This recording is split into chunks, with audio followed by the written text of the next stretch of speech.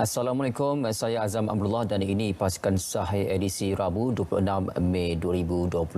Jangan lupa muat turun aplikasi MySejahtera dan mengimbas QR Code setiap kali memasuki sesuatu premis. Baik, kita mulakan dengan statistik terkini COVID-19 untuk hari ini di mana mencatatkan jumlah kes 7,478 dan perincian mengikut negeri yang paling tinggi mencatatkan kes positif hari ini Selangor 2,455, Kuala Lumpur 760, Sarawak 640. Baik, tular di media sosial baru-baru ini dakwaan kononnya jika anda imbas MySejahtera selepas pukul 8 malam. Maklumat anda itu akan dikesan dan anda boleh dikompaun. Majlis Keselamatan Negara menegaskan dakwaan itu palsu. Tiada kes COVID-19 membabitkan varian India dikesan di Johor setakat ini. Itu kata Pengarah Kesihatan Negeri Datuk Dr. Aman Rabu bila mengulas sedemikian susulan sebuah video berdurasi 32 saat yang tular menunjukkan beberapa petugas kesihatan sedang berusaha menguruskan seorang individu yang terbaring di tepi jalan. Dipercayai berlaku di kawasan perindustrian Senai. Siasatan video itu mendapati pesakit berkenaan tiada kaitan langsung dengan kes COVID-19. Maklum balas daripada akaun Twitter Muhammad Farizul Izwan mengenai 10 orang pekerja hilang pekerjaan kerana membuat laporan mengenai majikan mereka yang melanggar SOP Perintah Kawalan Pergerakan. Semakan telah dibuat dan tiada sebarang laporan polis yang pernah dibuat penama sejak tahun 2020 hingga kini. Pihak polis juga tidak ada menerima sebarang laporan berkaitan dengan kejadian tersebut. Seorang lelaki yang videonya tular di media sosial sejak Isnin lalu kononnya kematiannya itu berkaitan dengan varian baru COVID-19 disahkan meninggal dunia akibat sakit jantung. Ketua Polis Daerah Kulai Tok Beng Yau berkata bedah siasat ke atas lelaki berusia 40-an itu telah dijalankan di Hospital Kulai kira-kira pukul 9 pagi Jumaat lepas selepas keputusan ujian saringan mendapati dia negatif COVID-19. Beliau berkata keputusan bedah siasat tidak menemukan sebarang kecederaan fizikal terhadapnya dan pegawai perubatan mengesahkan punca kematiannya akibat ateroma koronari atau serangan jantung. Bahagian Regulatory Farmasi Negara NPRA memaklumkan peningkatan kes harian COVID-19 bukan disebabkan kelewatan kelulusan produk vaksin COVID-19 di Malaysia. Malah NPRA melalui pihak berkuasa kawalan dadah PBKD telah melaksanakan laluan pendaftaran fast track bersyarat untuk vaksin COVID-19 sejak 14 Disember 2020 tanpa mengabaikan tahap kualiti, keselamatan dan keberkesanannya. Melalui kaedah ini, tempoh penilaian permohonan lengkap bagi pendaftaran vaksin telah dipendekkan daripada 245 hari kepada 120 hari. Permohonan yang lengkap dan selesai dinilai akan segera dibentangkan kepada PBKD untuk kelulusan pendaftaran bersyarat. NPRA juga bekerjasama rapat dengan pihak syarikat dan penghilang untuk memastikan maklumat diberikan adalah lengkap dan mempercepatkan proses kelulusan. Setakat ini, terdapat 6 produk vaksin COVID-19 yang telah selesai dinilai oleh NPRA. Baik, saudara, ada beberapa langkah yang perlu anda lakukan jika mahu betulkan nombor kad pengenalan atau pasport di MySejahtera.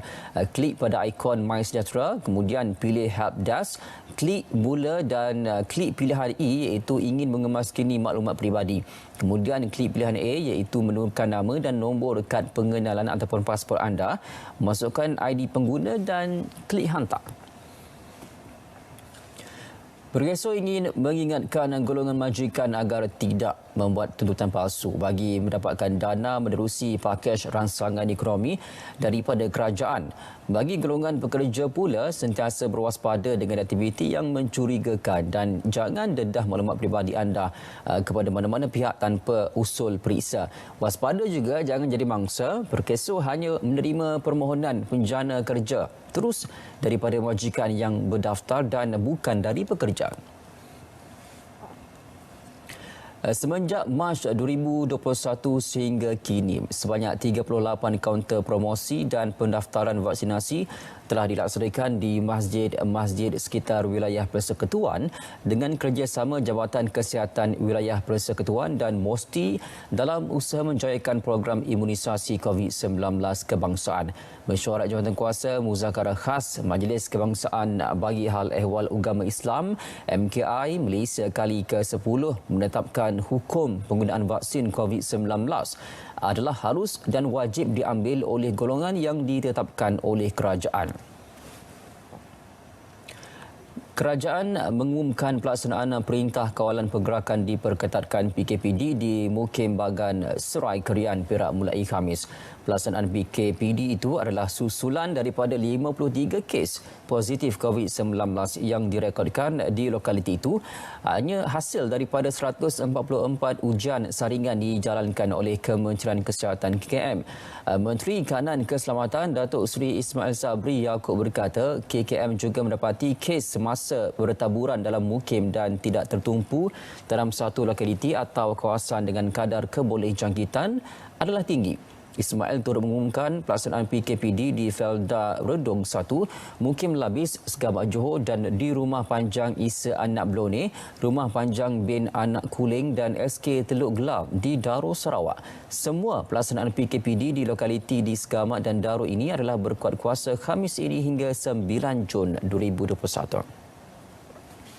Baik, pasukan saya nak berehat seketika, kembali selepas ini, jangan ke mana-mana.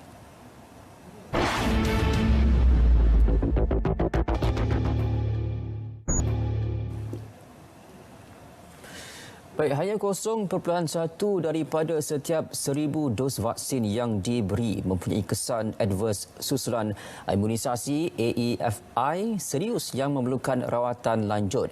Menteri Kesihatan Datuk Seri Dr. Adham Baba memaklumkan sebilangan besar kes tersebut juga hanya memerlukan rawatan jangka pendek. Sejak mula program imunisasi COVID-19 kebangsaan, sebanyak 44.8 respon kendiri bagi setiap 1,000 dos telah diterima melalui aplikasi MySejahtera bagi kes AEFI yang biasa dan minor. Kes itu melibatkan kesakitan di tempat suntikan, sakit kepala, keletihan dan juga antara merupakan kesan adverse yang sering dialami oleh para penerima vaksin. Untuk AEFI melalui NPRA, laporan 4.2 diterima setiap 1,000 dos. Daripada pelaporan ini, hanya 0.1 bagi setiap 1,000 dos vaksin yang diklasifikasikan sebagai serius yang memerlukan rawatan lanjut dan masukkan di hospital. Khairi Jamaluddin, Menteri Penyelaras Program Imunisasi COVID-19 Kebangsaan memaklumkan wanita hamil dan yang sedang menyusukan anak akan disyorkan jenis vaksin yang sesuai diambil menerusi ciri baharu aplikasi MySejahtera. Ciri baharu itu akan diperkenalkan hujung minggu ini. Apabila ciri ini dikeluarkan oleh MySejahtera, ibu mengandung dan ibu yang sedang menyusu bolehlah mengenal pasti diri mereka melalui MySejahtera untuk janji temu diberikan kepada mereka bagi menerima vaksin yang disyorkan untuk diberikan kepada mereka. Contoh bagi ibu hamil antara tempoh 14 hingga 33 minggu hamil, vaksin Pfizer adalah vaksin yang disyorkan. Persekutuan Pekilang-Pekilang Malaysia FMM berharap program vaksinasi kepada sektor ekonomi dipercepat. Presiden FMM Tan Sri Soh Tian Lai menyatakan langkah itu bagi mengurangkan risiko jangkitan COVID-19. Berikutan, sektor ekonomi dibenarkan beroperasi sepenuhnya pada Perintah Kawalan Pergerakan 3.0 ini. Government to accelerate the mass immunization program through a parallel vaccination implementation by private hospital and clinics. FMM also hopes the vaccination for the economic sectors will be expedited to achieve faster herd immunity. Baik, bermula semalam antara SOP PKP 3.0 yang diperketat adalah berkaitan had maksimum 2 jam di dalam premis peruncitan mula berkuat kuasa. Untuk itu, pengunjung yang berada dalam premis melebihi had berkenaan akan terus dikenakan kompaun. Fokusnya adalah pusat-pusat membeli belah yang besar seperti mall, kompleks beli belah yang mana dalam tu ada pelbagai jenis perniagaan. Jadi kita tak mahu pelanggan kita duduk terlampau lama di situ. Dan mereka seelok-eloknya merancanglah dalam 2 jam itu berapa premis mereka nak pergi, yang mana yang nak diutamakan. Kalau mereka rasa yang utama adalah untuk membetulkan cermin mata dan mungkin cermin mata itu mengambil masa yang lama, so mungkin mereka akan pergi ke situ dulu. Dan bila dah selesai urusan tu, barulah mereka pergi tempat lain. Jadi perancangan tu lebih jelas. Dan tidak mereka pergi itu secara random saja. Tak pasti nak buat apa dan sebagainya. Dia nak mengelakkan benda-benda itu. Bakal jemaah haji yang mahu menerima tawaran visa Furada perlu menyemak dan faham terlebih dahulu beberapa prasyarat khusus ditetapkan Arab Saudi. Antara yang perlu diambil kira adalah tempoh masa untuk melengkapkan vaksinasi masing-masing. Menurut Ketua Pegawai Eksekutif TH Travel and Services dan Berhad, Datuk Ahmad Uzman Ahmad Razali, hanya vaksin Pfizer, BioNTech, AstraZeneca, Johnson & Johnson dan juga Moderna diterima Arab Saudi. Ambil kira tempoh untuk membuat vaksinasi itu ialah dia kena selesai kedua-dua dos 14 hari sebelum berlepas ke Saudi. Jadi kemudian antara dos pertama dengan dos kedua tu pula 3 minggu lebih kurang, 21 hari. Sampai 21 campur 14, maknanya kita kena ada 5 minggu lead time sebelum berlepas baru boleh lengkapkan syarat vaksinasi. Sedangkan hanya hujung bulan Zulkaidah baru keluar kota atau visa Furada. Jadi dari segi itu saja saya rasa tidak ada kesempatan, tidak ada masa untuk mereka yang mendapat visa Furada. Sekiranya visa Furada ini diluluskan. Kementerian Kesihatan mengesan kes pertama membabitkan rakyat tempatan yang positif COVID-19 dengan varian membimbangkan VOC India B16172. Kes adalah kontak rapat kepada seorang warga India yang bersama dengannya menaiki penerbangan dari Kuala Lumpur ke Labuan 23 April lalu. Menurut Ketua Pengarah Kesihatan Tan Sri Dr. Nur Hisham Abdullah, warga asing itu dikesan positif ketika tempoh kuarantin. Manakala rakyat tempatan itu pula mempunyai gejala 3 Mei lalu sebelum dikesan positif sehari selepas itu. Operasi pusat kasino di Genting Highlands dihentikan sepenuhnya selaras arahan Kementerian Keuangan. Menurut Ketua Polis Daerah Bentong, Superintendent Zaiham Muhammad Kahar, polis akan terus menjalankan pemantauan dan pemeriksaan di kasino tersebut. Pemantauan dan pemeriksaan dilaksanakan bagi memastikan pengurusan kasino mematuhi SOP PKP 3.0 yang diperketatkan. Seterusnya, Kelantan bakal menerima 40,000 bekalan dos vaksin Sinovac Khamis ini. Pengarah Jabatan Kesihatan Kelantan, Datuk Dr. Zaini Hussein memaklumkan bekalan dos vaksin itu merupakan tambahan kepada bekalan vaksin bagi fasa kedua serta persiapan fasa ketiga program imunisasi COVID-19 kebangsaan peringkat Kelantan. Angka bekalan itu dapat diberikan kepada seramai 20,000 penerima suntikan vaksin bagi program imunisasi berkenaan. Mengulas mengenai Kelantan akan menerima Sinovac pada Jun ini, Datuk Dr. Zaini berkata buat masa ini pihaknya belum mendapat maklumat berkenaan jumlah keseluruhan kuantiti bekalan vaksin tersebut. Baik, saudara, semakin hari semakin banyak kita dengar dan melihat komentar-komentar di media sosial mengenai COVID-19. Setelah setahun lalu, masih ada lagi golongan yang memandang ringan mengenai COVID-19 ini walaupun kes meningkat saban hari. Sindrom tidak apa COVID-19, ada sesuatu yang nak dikongsikan oleh Hafiz Dolson dalam laporan khas kali ini. Silakan.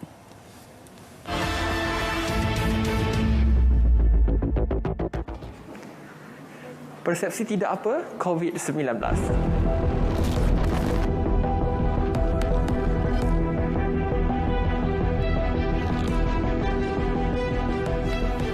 Jika kita berada dalam sesuatu komuniti dalam tempoh setahun lebih lamanya, pastinya kita sudah memahami apakah yang perlu kita lakukan di dalam komuniti berkenaan.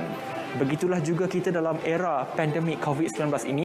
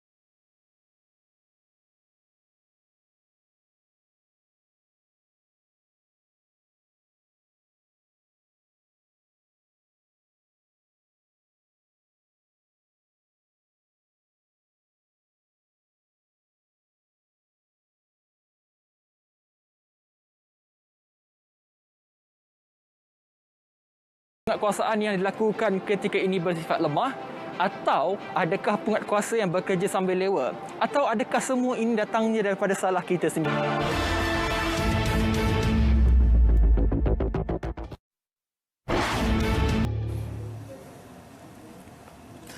Baik, masih lagi bersama dengan pasukan Sahih. Di hujung-hujung ni saya nak kongsikan kepada anda bicara naratif ya, akan membincangkan mengenai tajuk cabaran pandemik COVID-19, satu analisis bersama dengan Profesor Emeritus Dato' Dr. Zakaria Abdul Rashid, iaitu penganalisis ekonomi, juga bersama dengan Profesor Dr. Siva Murugan Pandian. Malam ini anda boleh saksikan 9 malam di TV1 dan saluran berita RTM.